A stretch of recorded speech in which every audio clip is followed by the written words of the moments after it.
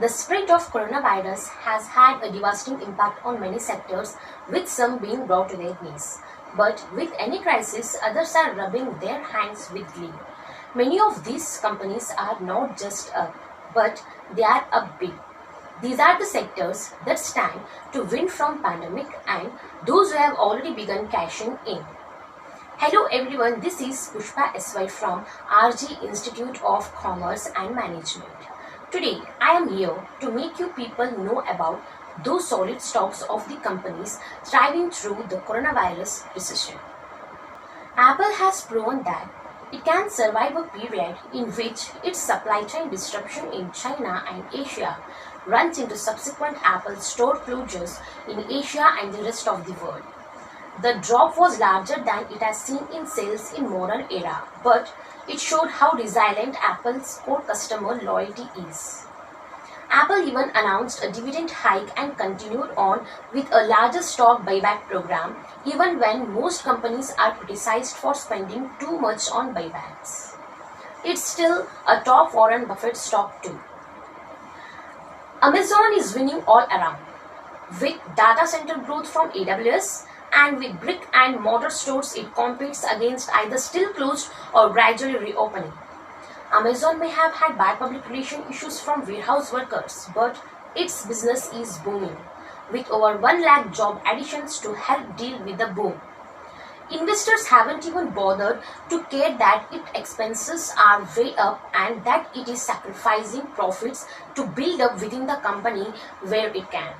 Domino's Pizza has managed to come of age to the point that it has been announced to join the S&P 500 after its earnings report was behind it. Millions of Americans already had its app or online ordering before COVID-19 sent everyone home.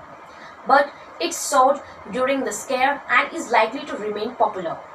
On top of dominating pizza delivery, Domino's has been adding many other food items to its menu that come with high margins as well. Chicken wings, sandwiches, pasta and desserts.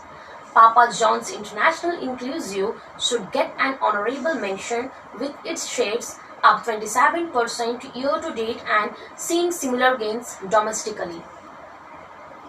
eBay has now moved beyond owning PayPal, and marketplaces and auction formats have also helped with other online selling sources in keeping the public out of harm's way during the public health scare.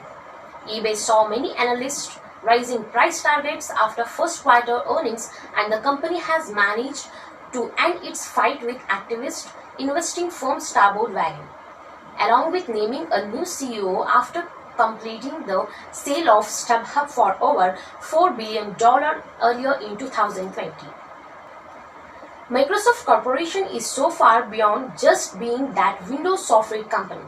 The company still prints money from dominating PCs in business, but individuals have taken to subscribing to its software offerings as well.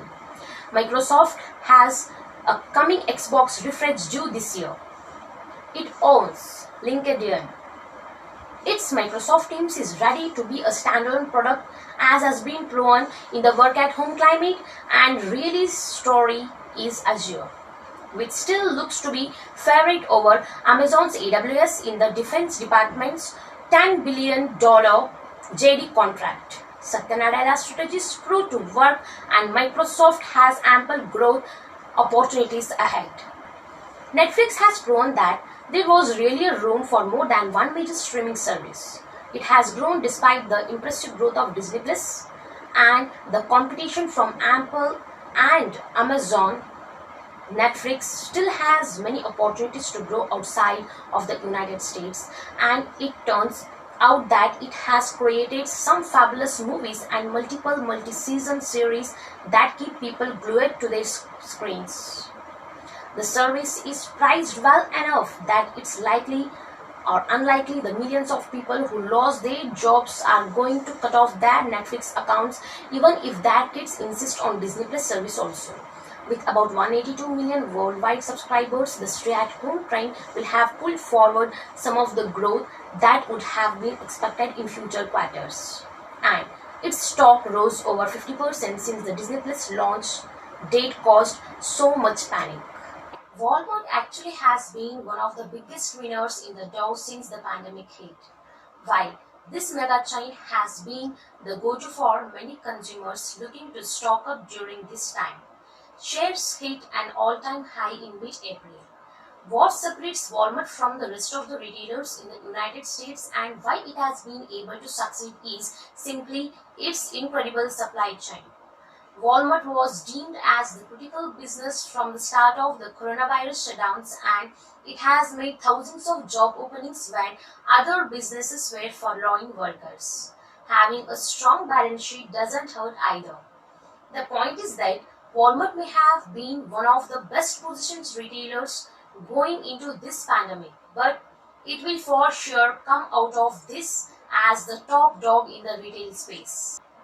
Zoom Video Communication should have a slogan for its video conferencing solutions that says, "So easy that your little kids can use it." On top of having major business growth, Zoom is powering countless numbers of schools during the stay-at-home period, and it is acting like a virtual classroom. Businesses were already being attracted to Zoom, but it is being used by everyone now. Even after the coronavirus panic has passed, this is a simple way for people to stay in touch by video.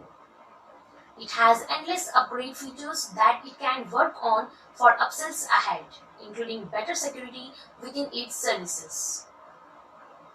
Lastly, we should expect that COVID-19 crisis will change our business and society in important ways. It is likely to fuel areas like online shopping, online education, and public health investments, for example. It is likely to change how companies configure their supply chains and reinforce the trend away from dependence of few mega factories. When the urgent part of crisis has been navigated, companies have considered what crisis changes and what they have learned so they can reflect them in their plans. So, do watch our episodes in RGET channel and do like, share and subscribe.